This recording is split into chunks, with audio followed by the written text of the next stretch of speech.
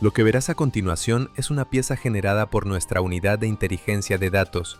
Con tecnologías hemos procesado documentos, videos y audios para entregarte este reporte. El criterio periodístico y la supervisión editorial son, como siempre, de Informe Chile. Dale play. Bueno, pues ya está aquí. José Antonio Cast ha puesto las cartas sobre la mesa y ha presentado al equipo que va a gobernar Chile. Lo ha llamado un gabinete de emergencia para un país que, la verdad, está en plena crisis. Pero, a ver, ¿quiénes son de verdad estos nuevos ministros? Hoy vamos a meternos de lleno, a desgranar su composición, las polémicas que ya les salpican y, sobre todo, qué significa todo esto para el futuro del país. El propio Cast lo define así, un gobierno para la emergencia. Las palabras que él mismo destaca son acción y justicia social. Esa es la narrativa oficial, el titular. Pero como vamos a ver, la realidad siempre es un poco más compleja.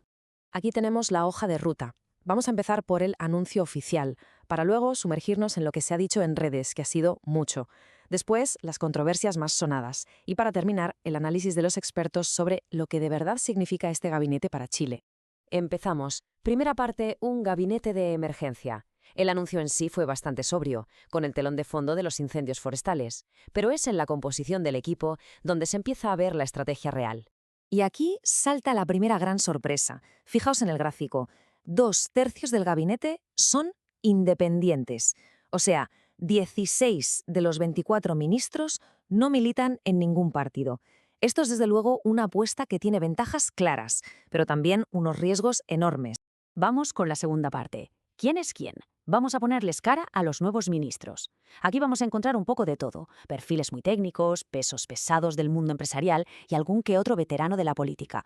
A ver, el núcleo duro, el corazón de este gobierno parece estar en el equipo económico. Tenemos a Jorge Quirós en Hacienda, que fue el cerebro económico de la campaña, a Francisco Peris Maquena, una figura clave del mundo empresarial, y a Daniel Mas, que se hace cargo de economía y minería.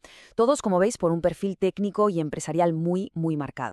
Y aquí es donde la cosa se pone interesante. El nuevo ministro de Exteriores, Pérez Maquena, tiene un historial larguísimo como hombre fuerte de Quiñenco, el holding del poderosísimo Grupo Luxic. Esto, claro, genera un debate al instante. ¿Su lealtad estará con el Estado o con sus antiguos intereses empresariales? Pasamos al equipo político y de seguridad.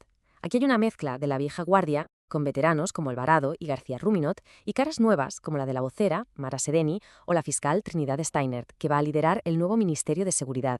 Tercera parte, la reacción en redes. ¿Cómo ha sentado el anuncio a la gente? Pues un análisis digital nos muestra una auténtica tormenta de críticas, bastante más intensa de lo que el tono oficial dejaba entrever. Y ojo, que no es solo una impresión. Los datos de la consultora SymView lo dejan clarísimo.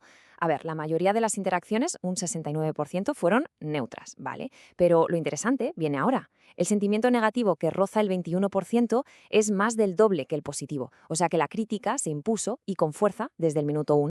Y este dato es impactante. 1 de cada 4 publicaciones en redes sobre el nuevo gabinete incluyó la palabra Pinochet. Esto nos da una idea muy clara de hasta qué punto el pasado y la historia reciente están marcando la conversación sobre este nuevo gobierno. Cuarta sección, polémicas y conflictos. Ahora vamos a ir pelando las capas, como una cebolla. Vamos a analizar las 3 grandes controversias que estallaron justo después del anuncio, empezando por lo que muchos analistas han calificado de tropiezo gigantesco. El primer escándalo fue el de la no designación de Santiago Montt. ¿Qué pasó? Pues que una empresa se adelantó y lo anunció como futuro ministro, pero al final el gobierno tuvo que dar marcha atrás. El resultado, un ministro menos en el equipo y unas críticas durísimas por improvisación y sobre todo por una comunicación nefasta. La siguiente polémica, y quizás la más importante, gira en torno a un concepto clave: el conflicto de interés. Ha sido sin duda la crítica que más se ha repetido contra varios de los nuevos ministros. El caso de Jorge Quirós, el nuevo ministro de Hacienda, es el ejemplo perfecto. Su pasado como consultor para empresas que estuvieron implicadas en casos de colusión, como el de los pollos o el de las farmacias, ha levantado muchísimas dudas. ¿Por qué? Porque ahora, como servidor público, tendrá que regular mercados en los que antes defendía intereses muy particulares. Y volvemos a ese dato del 24%. La presencia de figuras como Fernando Barros, que fue abogado de Pinochet durante su detención en Londres, o Fernando Rabat, que también estuvo en su equipo de defensa, ha sido, como es lógico, un punto central de controversia para la oposición y para las organizaciones de derechos humanos. Quinta parte, el análisis de los expertos. Dejemos los nombres a un lado un momento.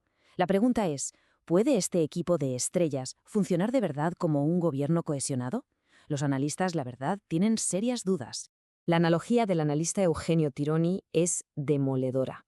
Un equipo de fútbol de puras estrellas es un desastre. El desafío es evidente. ¿Qué va a ser el pegamento, el cemento que una a un grupo de individuos tan poderosos y probablemente con agendas propias?